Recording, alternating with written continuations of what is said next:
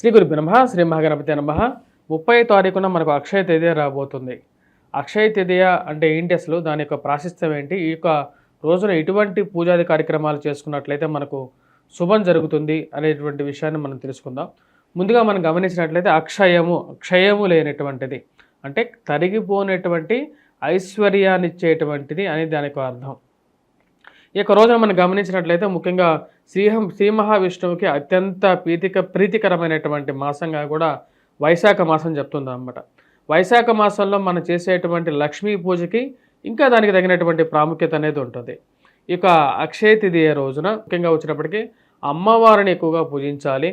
రోహిణి నక్షత్ర యుక్తంగా వస్తుందన్నమాట. అంటే వైశాఖ మాసంలో వచ్చేటువంటి రోహిణి నక్షత్ర యుక్తంగా వచ్చేటువంటి ఈ యొక్క అక్షయ తేదీకి చాలా ప్రాముఖ్యత అనేది ఉంది. అదే రోహిణి నక్షత్రం సోమవారం వస్తే ఇంకా దానికి చాలా విశేషమైనటువంటి ప్రాముఖ్యత అనేది ఉంది. కానీ ఈ యొక్క సంవత్సరం వచ్చేటప్పటికి 30వ తారీఖున అంటే మనకు బుధవారం అవుతున్నది, బుధవారం పూట వస్తున్నది అన్నమాట. ఈ యొక్క రోజున ఎటువంటి పరిహారాలు, ఎటువంటి పూజాది కార్యక్రమాలు చేసుకోవాలి అని చెప్పే ముందుగా అక్షయ తృతీయకు ఉన్నటువంటి ప్రాముఖ్యత ఏంటి అంటే, ఎందుకు అంత ప్రాముఖ్యత ఉంది అంటే, మనకు ఉగాదికి ఎటువంటి ప్రాముఖ్యత ఉందో అక్షయ తృతీయకు కూడా ఇంచుమించు అటువంటి ప్రాముఖ్యత ఉంది. ఎందుకంటే కృతాయుగంలో, ద్వాపర యుగంలో, ముఖ్యంగా మనకు ద్వాపర యుగంలో ఈ యొక్క యుగం ఆవిర్భవించింది వచ్చినప్పుడు అక్షయ తృతీయ రోజే అని చెప్పేసి మనకు విష్ణు పురాణం చెప్తుందన్నమాట. విష్ణు పురాణ రీత్యా మనం గమనించినట్లయితే అంటే సృష్టి ఆవిర్భావం జరిగినటువంటి రోజున ఎలాగైతే సృష్టి దినదిన ప్రవర్తమానంగా పెరిగి జనాలు ఈ యొక్క భూమండలం చుట్టూరు ఆవిర్భవించి మరియు పశుపక్షాదులు ఎలాగైతే జీవిస్తున్నాయో అంటే ఎక్కువగా అంటే అభివృద్ధి చెందుతూ వస్తున్నాయో, అదేవిధంగా మనం ఈ యొక్క అక్షయ తృతీయ రోజు, అక్షయము లేనటువంటి యొక్క తిథి రోజు మనం చేసేటువంటి పూజాది కార్యక్రమాలకి అలాగే పరిపూర్ణంగా వృద్ధి చెందుతూ ముందుకు వెళ్తాయి. వాటికి అక్షయము లేకుండా ఉంటుందన్నమాట, క్షయము లేకుండా ఉంటుంది. అందుకని చెప్పేసి ఈ యొక్క అక్షయ తృతీయ రోజున మనం పూజాది కార్యక్రమాలు చేయడం జరుగుతుందన్నమాట. అక్షయ తృతీయ రోజున ముఖ్యంగా వచ్చినప్పటికి ఎవరిని పూజించాలి అంటే అమ్మవారిని, లక్ష్మీదేవి స్వరూపాన్ని పూజించాలి. లక్ష్మీ స్వరూపం అనేది మన దినదిన ప్రతిరోజు మనకు, ఎందుకంటే ఈ రోజు ఉన్నటువంటి ఈ యొక్క ప్రపంచంలో కలిలో ముఖ్యంగా వచ్చినప్పటికీ ధనం మీదం జగత్ అంటే మనకు గుడికి వెళ్ళినా సరే, లేకుంటే బడికి వెళ్ళినా సరే, ఎక్కడికి వెళ్ళినా సరే మనకు డబ్బు లేకుండా దినం గడవటం లేదు. అమ్మవారు మనం సృష్టిలోకి రావటం పరమేశ్వరుడి ద్వారా వచ్చినా సరే, మనం పోషణ కార్యక్రమాలు అనేది జరుగుతున్నది వచ్చినప్పటికీ లక్ష్మి ద్వారా జరుగుతుందన్నమాట. అంటే లక్ష్మీ స్వరూపమైనటువంటి, లక్ష్మీనారాయణ స్వరూపమైనటువంటి శ్రీ మహావిష్ణువు ద్వారా కానీ, లక్ష్మీ స్వరూపం ద్వారా కానీ మనకు జరుగుతున్నది. ఈ యొక్క లక్ష్మీ స్వరూపానికి మాయా అని చెప్పి కూడా చెప్తారు. అంటే మనం ప్రతినిత్యం మన కంటికి కనపడేదంతా ఈ యొక్క ధనం ఏదైతే జరుగుతున్నదో, ఈ యొక్క ధనం ద్వారా జరుగుతున్నటువంటి ప్రతి ఒక్క వస్తువు మాయా స్వరూపమైనటువంటిది. మనం అనునిత్యము ఈ యొక్క మాయలోనే కొట్టుమిట్టాడుతూ ఉంటాం. ఈ యొక్క అనునిత్యం కొట్టుమిట్టాడేటువంటి యొక్క మాయలో మన పరిపూర్ణమైనటువంటి స్థితికి పొందాలి అంటే ఆ యొక్క ధనాన్ని మనం పొందాలి. ఆ ధనాన్ని పొందాలి. ధనం అంటే ఐశ్వర్యాన్ని పొందాలి అంటే ఆయుష్ ద్వారా ఐశ్వర్యాన్ని పొందొచ్చు, ఆరోగ్యం ద్వారా ఐశ్వర్యాన్ని పొందొచ్చు. ఎందుకంటే ఈ రోజుల్లో ఆరోగ్యం కూడా ఐశ్వర్యంగానే చెప్పడం జరుగుతుంది అన్నమాట. వాటితో పాటు పిల్లలు కూడా సంపద రూపంలో చెప్తారు. పిల్లలను కూడా సంపద రూపంలో చెప్పడం జరుగుతుంది. జ్ఞానాన్ని కూడా ఐశ్వర్య రూపంలో చెప్పడం జరుగుతుంది అన్నమాట. ఈ యొక్క అన్ని ఐశ్వర్యాలకి మూల కారణం లక్ష్మీ స్వరూపం. ఈ యొక్క లక్ష్మీ స్వరూపాన్ని పూజించే ముందు శాస్త్రం ఏమి చెప్పింది అంటే, అమ్మవారు అంటే లక్ష్మీ స్వరూపం ఎక్కడ నివసిస్తూ ఉంటారు, ఎక్కడైతే సుగంధం అంటే సుగంధభరితమైనటువంటి వస్తువులు, మరియు అదేవిధంగా సృష్టికి మూలమైనటువంటి పూలు పండ్లగా మారి ఆ యొక్క పండ్లు మనం తినడానికి ఉపయోగపడుతూ ఉంటాయి. కాబట్టి ఆ పండ్లలోనూ, పూలలోనూ, సుగంధభరితమైనటువంటి వస్తువుల్లోనూ, గంధంలోనూ, లేపనాల్లోనూ అమ్మవారు నివసిస్తూ ఉంటారు. మరియు అదేవిధంగా పచ్చటి చెట్లలోనూ అమ్మవారు నివసిస్తూ ఉంటారు. ఇక సృష్టికి ఆవిర్భావమైనటువంటి యొక్క వస్తువుల్లో పూర్తిగా అమ్మవారి యొక్క నివాస స్థలంగా చెప్పడం జరుగుతుంది అన్నమాట.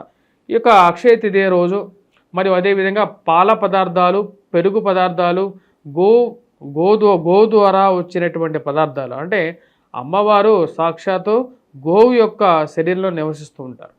గో శరీరం ద్వారా వచ్చేటువంటి పదార్థాలు కానీ ఈ యొక్క వస్తువుల్లో ఎక్కువగా నివసిస్తుంటారు. వాటితో పాటు మనకు అన్ని లక్ష్ముల్లో మనకు ధాన్యలక్ష్మి కూడా ముఖ్యమైనటువంటిది. కాబట్టి మనకు ఇంట్లో ఉండేటువంటి ఏవైతే మనం తినేటువంటి పదార్థాల్లో కూడా అమ్మవారు సాక్షాత్ నివసిస్తుంటారు.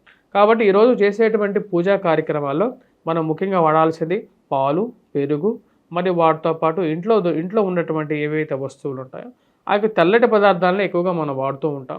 అదేవిధంగా పసుపు రంగులో ఉండేటువంటి పూలని, శ్వేత రంగులో ఉండేటువంటి పూలని ఎక్కువగా మనం వాడుతూ ఉంటాం.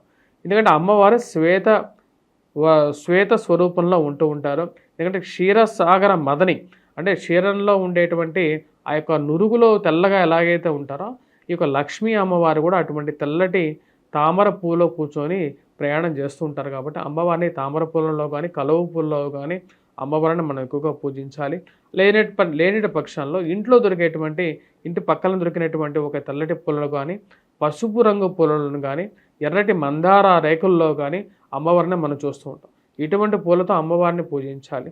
ఇటువంటి పూలతో పూజించినట్లయితే అమ్మవారు కరుణ కటాక్ష వీక్షణ మనం పొందడం జరుగుతుంది. ఐశ్వర్యం అనేది ప్రతి ఒక్కరికి అవసరం. ఎందుకంటే ఈ యొక్క దైనందిక జీవితంలో జీవించాలి అంటే ముక్తి మార్గంలోకి మీరు ప్రయాణం చేయాలి అన్నా సరే మీరు ముందుగా ఉన్నటువంటి భవబంధాలన్నింటినీ సంతృప్తి చేయాలి అంటే ఆ యొక్క నియమాలను పాటించాలి అంటే కూడా మనకు ఐశ్వర్యం మూలకంగా కూడా మనకు అవసరం ఉంటుంటుంది. కాబట్టి ఈ యొక్క విషయాన్ని పరిగణలోకి తీసుకోండి. అదే ఆ యొక్క రోజున ఇటువంటి పూలతో మనం పూజించి ఇందాక చెప్పినట్టుగా పూలైతే మటుకు మనకు తెలిసిపోయాయి. పండ్లు మనకు తెలిసినట్లయితే అరటిపళ్ళు అనేది పెట్టుకోవాలి ముఖ్యంగా. ఎందుకంటే అరటిపళ్ళు పసుపు మరియు అదేవిధంగా శుభానికి మూలం. వాటితో పాటు కొబ్బరికాయతో పాటు మనం మిగతా పళ్ళు ఎవరి శక్తి కొలది వాళ్ళు పెట్టుకోవాలి.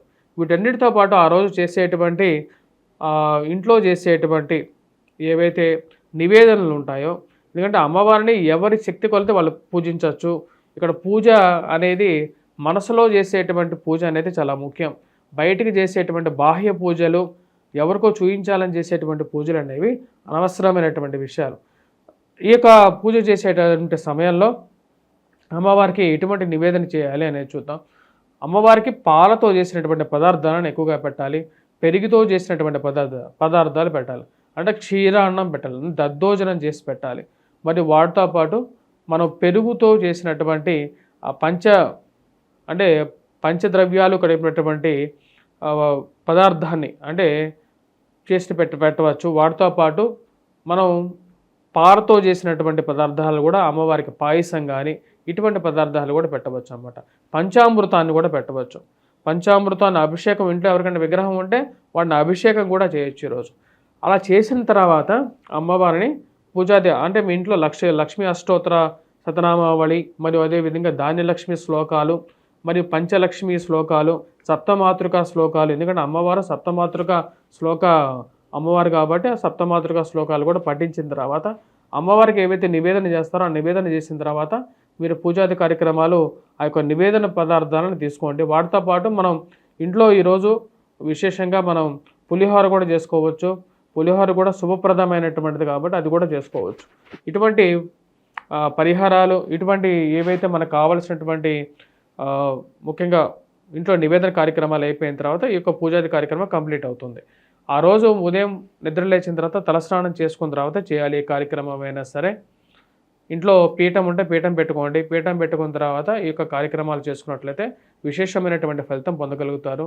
ఇంట్లో ఉండేటువంటి ధనం ఏదైతే ఉంటుందో ధనం కొద్ది గొప్ప ఉండేటువంటి ధనం నోట్ల రూపాయలు కానీ లేకపోతే మీకు కాయిన్స్ రూపంలో కానీ అక్కడ అమ్మవారి ముందు పెట్టచ్చు. నగలు ఏమైనా ఉన్నా సరే నగలు కూడా అమ్మవారికి అలంకరణ చేయొచ్చు. ఈరోజు ఇది మంచి ఫలితాన్ని ఇవ్వగలుగుతుంది. పూర్ణ కుంభం పెట్టుకునేటువంటి వారు పూర్ణ కుంభాన్ని కూడా పెట్టుకోవచ్చు. పూర్ణ కుంభం పెట్టుకోవడంలో ఎటువంటి తప్పు లేదు. ఎందుకంటే పూర్ణ కుంభం సాక్షాత్ లక్ష్మీ స్వరూపం కాబట్టి మీ యొక్క కోరికల్ని ఆ పూర్ణ కుంభంలోకి పెట్టే ముందు మనసులో తలుచుకొని ఆ యొక్క పూర్ణ కుంభాన్ని పెట్టండి. ఇది మీకు మంచి ఫలితాన్ని ఇవ్వగలుగుతుంది. స్వస్తి.